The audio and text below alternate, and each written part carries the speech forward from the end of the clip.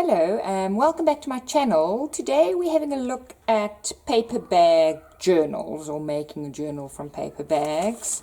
We all know them. So this is one with a gusset, and this is sort of a bread bag, if you will, also with a gusset, and this one also has a bottom. So what makes making a paper bag journal very easy? It's readily available, and the nature of the construction of the paper bags makes it quite easy to end up with pockets and folds.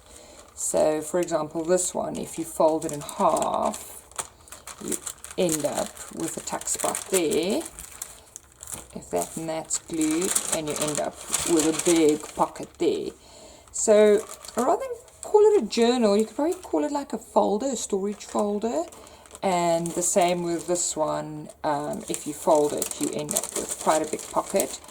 This one's closed, so this one you can treat as a normal journal page, or if you cut off the edge, you also end up with a pocket.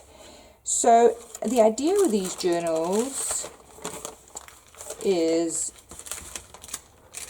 to just stagger your bags.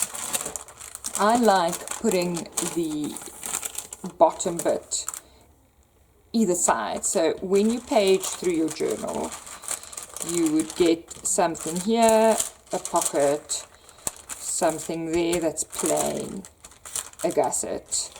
I also like using different size paper bags so that there's some movement in the journal. The color is not too important, the print either, because you are matting it with scrapbook paper or vintage paper, whichever you prefer. This is a very nice project to use up scraps. So the first step is to just take your sizes. So fold the bag in half. I write it down because I forget, and just measure what sort of papers you're looking for. So this one's 17.5 by almost 20. So anything shorter than that will work, because with it being a brown paper bag, you can leave a little, I'd say no more than half a centimeter, little frame, if you want to call it that. The next piece that you will mat, so that'll be your first mat. The next piece that you will mat will be this little gusset pocket thing, and that's sort of just short of 11, so 10.5 will do, by again just short of 20. And then the last short piece is then that between the pocket and where your spine is, basically.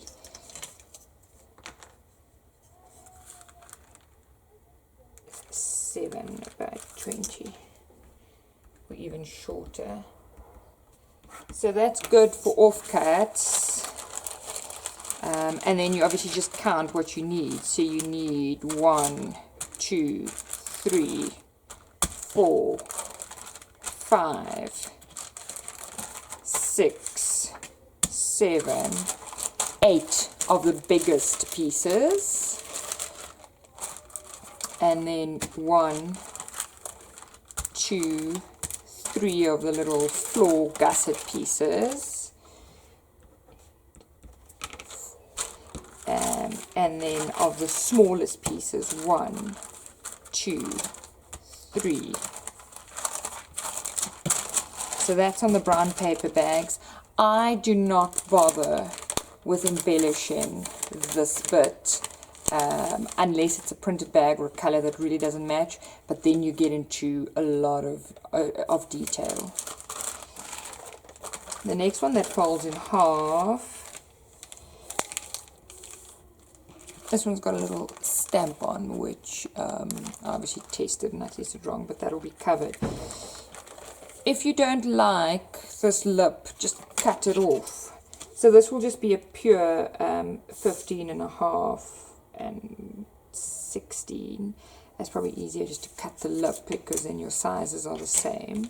So 15.5 by 20.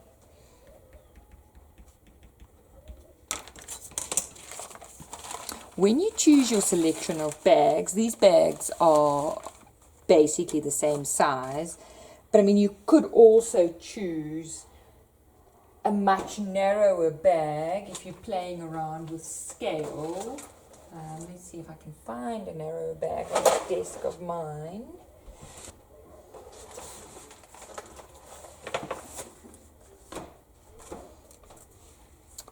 So something like that, you still end up with a bit of the other bag showing, but the effect is not as drastic as, for example, this one, where by the time you fold it, you're really going to just see a little sliver of it. So I wouldn't recommend that. I'd recommend something if you're mixing bags, because this is when it's folded, that the scale and the balance still looks okay.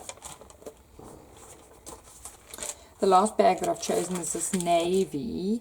Depending on the papers I choose, I'll see whether I actually mat it or whether I maybe just emboss it. But in any case, let's measure it. Again, it's 15.5 by 15. So that is, that's, what is it, 6 by 6, right? Would be a good mat on that. So it's also, you don't waste paper. So something like that is actually quite good. And for that you need 1, 2, 3, 4. So I've gone ahead and trimmed off these at the end flat. The brown paper bags they don't have a staggered edge, so I didn't trim them. So now the next is just to arrange your bags and then start choosing your papers. I want to start with a brown paper bag on the outside, and then the gusset. Do that. This is the middle. I don't want the blue in the middle, so maybe alternate something like that, and then do a nice big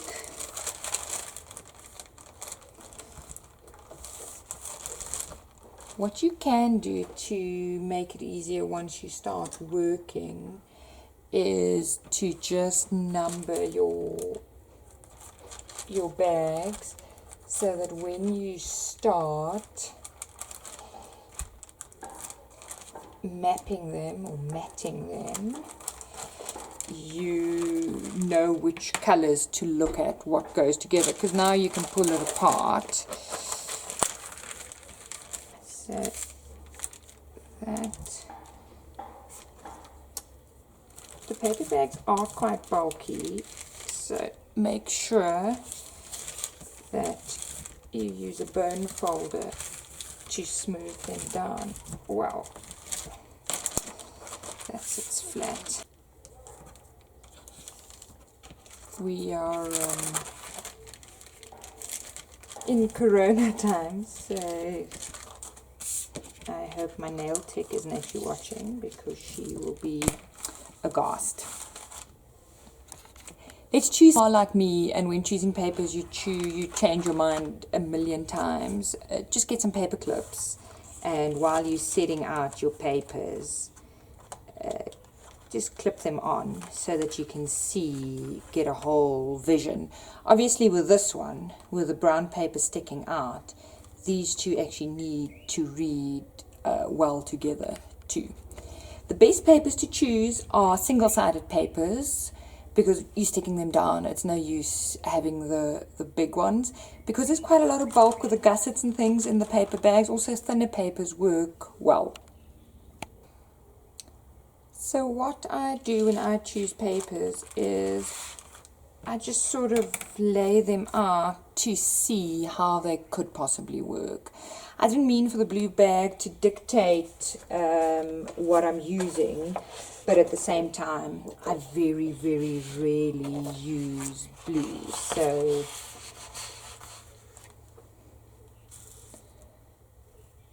I'm just going to lay them over and see. I'm still now keeping my little measurements handy just to see what I can do. It's all floral, it's all quite romantic. The 15 by 15 I need 4. This is why the measurements come in quite handy to just reflect back or refer back. What I'm also looking for is a brighter vintage. I like the vintage, but some of the nature. I chose the birds because they've got the yellow, the blue, they go to pinks and browns, so then you can start making up some of the colors. The paper bags with the matting do take quite a lot of paper, so just keep that in mind when you are planning. And then when you're choosing papers, this is it's double-sided, but the size is good. It's 21 by 8, so that'll be a good little gusset covering piece. I'm still just pulling papers together. Sometimes something that seems would work then doesn't work, but what I'm liking is the repeat on the flowers. But for example, that one is actually now very purple. So at some point you just have to start.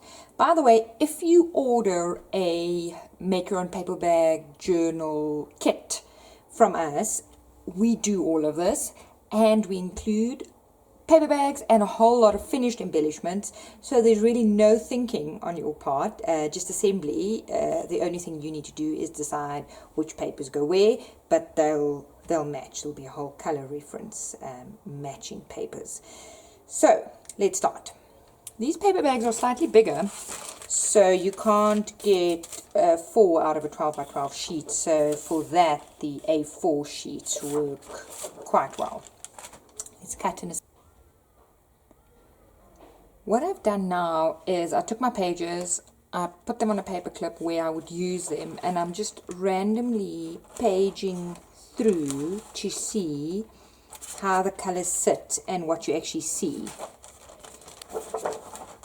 How the colors sit and what you actually see together. There'll obviously be offcuts, but having done that, I realized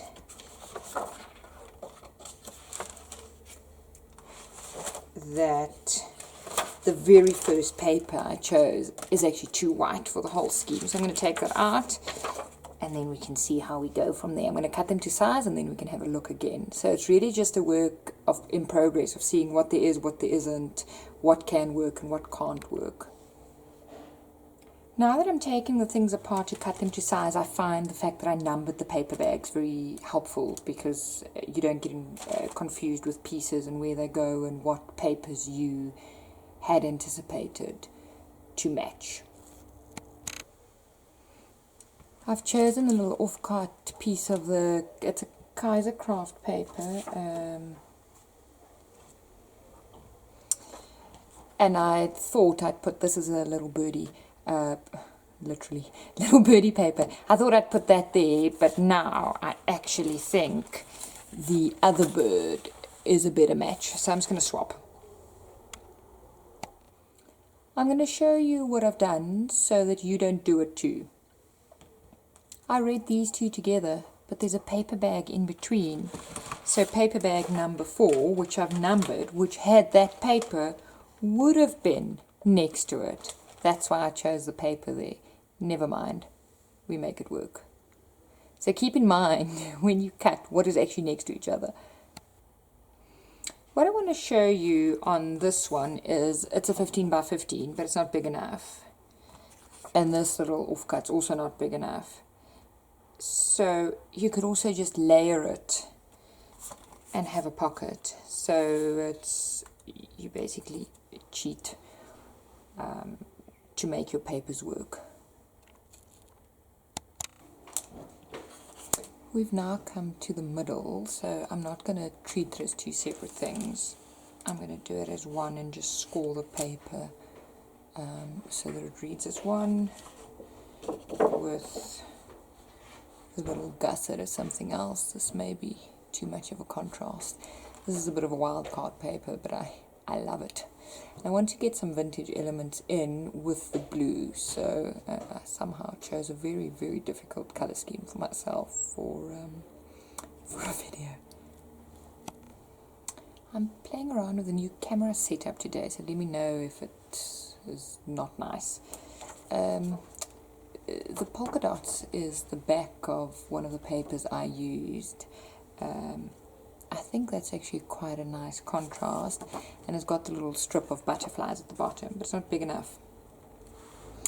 So I'm just going to mat it with a coffee or tea dyed paper, so it's a double matte paper.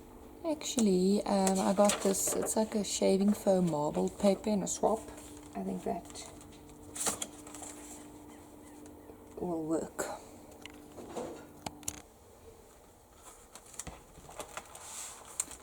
Here again, I don't have anything that's quite big enough, so I'm just going to do a pocket, an overlay. I mean, you can do strips of paper, you can stitch it any which way. It's really just to get everything covered. The only thing to keep in mind is this shows behind this whole thing. So it would probably be a good idea to keep this one quite neutral then. Actually, having flipped over now, I realized this is a one with a little flap, so I'm just using the same paper as here. When I cut the papers to clad that little bit, and I've got a big enough size, I do it that it tucks in underneath, so that by the time you glue the pockets and you use it, the little bit that peeks out is the backing. I don't back that bit. I'm going to go with that. I like the mustard sort of going through. So really it's just look at your colors, adjust, look at your colors, adjust, so that the whole thing just has a sort of cohesive theme. Okay, that's all papers done. I'm going to do a flip through. I've put them on with paper clips, and then you can see how it will look.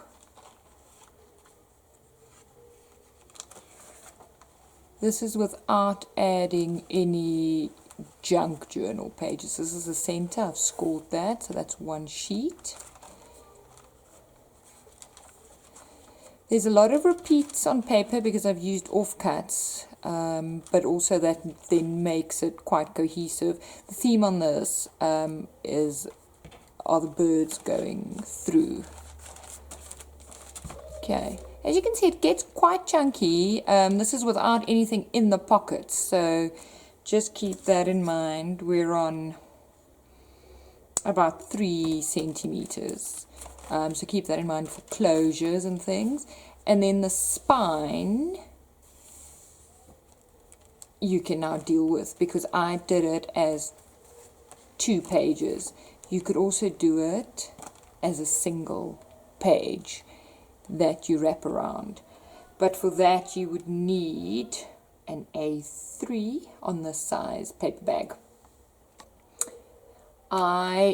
I'm going to do, once everything's settled, I'm going to do some trim over that. Either a broad ribbon or a lace or something like that. And then you can hide the fastening in that too.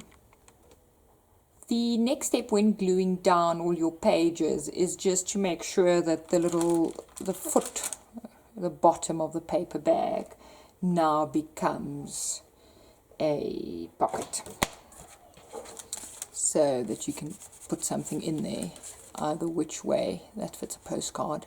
So you need to glue bottom and top, however which way you want, so that it becomes a pocket. And then what I do is I do the backing paper first and then the pockets, so that the backing paper tucks in behind. I'm going to start gluing now. I use a paintbrush. I brush on all glue, but that's a personal preference. Depending on how you've done your cutting, I've left a little margin all around. I quite like how it frames. Yours may go end to end, and then it's now choice to chalk edge with ink before you paste if you wanted to. What I'm doing is I'm taking one paper bag at a time. So this is actually the first page and the last page, and inking and gluing that set. And then once I've glued, I also use, just get into frame, I also use, this is a dry baby wipe, dry clean baby wipe, and I brayer over it. And I find then that with the glue painted on, that gives a very good effect. So that's nice and flat. There's a bit of lifting as the glue dries, depending on your glue, but that'll settle. When you glue, just make sure that your frame that you've left is sort of the same. Glued with the brayering, it ends up quite flat. Pay special attention to your corners, and then you can start to see the pockets appear. If you didn't want such a fat pocket, you could glue the gusset, in which case you still, or you could glue one gusset, in which case you still have a pocket, but it's much less flappy. So sticking down the pocket is as easy as a band of glue there and a band of glue there, and then just sticking it down and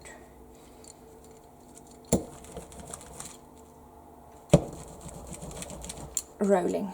That's it. Then you've got a pocket. I finished cutting and gluing, so I'm going to page through that you can have a look at the colors. So this is the little shorter one. When you eventually sew it, you'll just have to position it. That's now got a pocket. That's again shorter. This is where my paper wasn't long enough, so I cheated a pocket out of that. This again is, it's a pocket. I've also glued it that there's a pocket and a pocket, so it's a triple pocket. I'll see how that actually works. This is the center.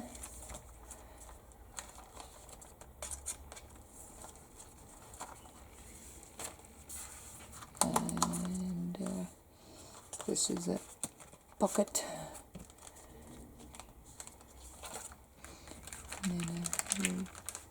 It doesn't make a massive pocket, the little gusset, and then that's the back. The colors are all good. With the brayering, it's flat, there's no warping. I think my frame's skewed, but to be quite honest, I'm doing this with an hour to go before our president's announcement on next COVID steps, and social media rumors show army, military personnel and things grouping and mobilizing. So I've got a lot on my mind now. That seems straight. I just line everything up, and then I use these little hair clips, hair slides to keep it together, and then just have a look, tuck it in.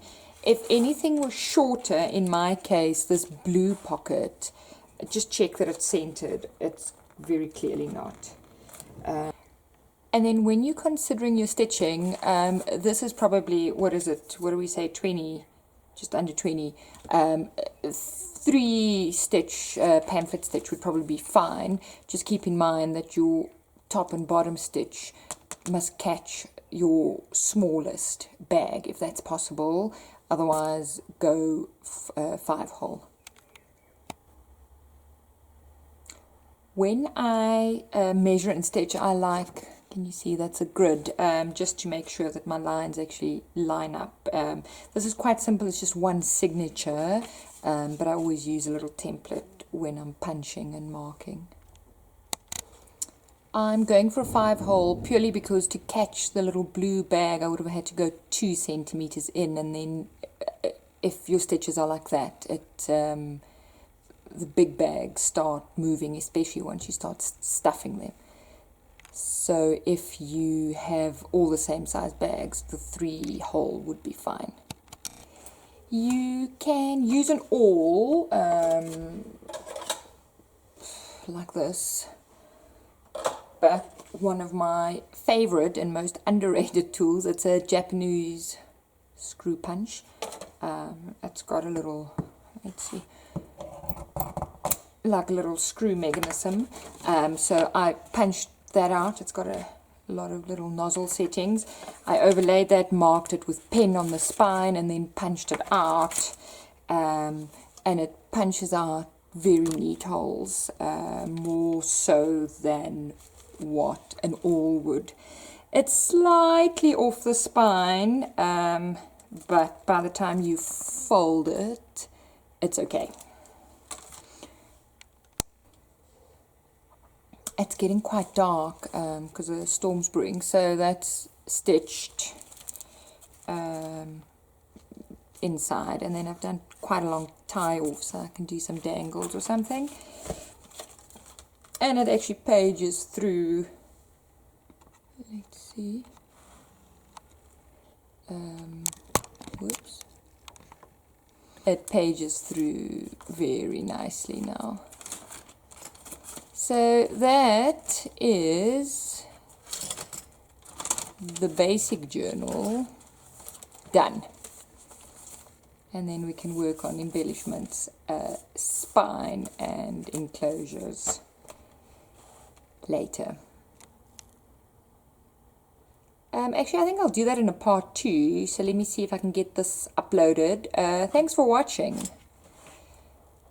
And let me have your comments on whether you like the new top-down filming or not.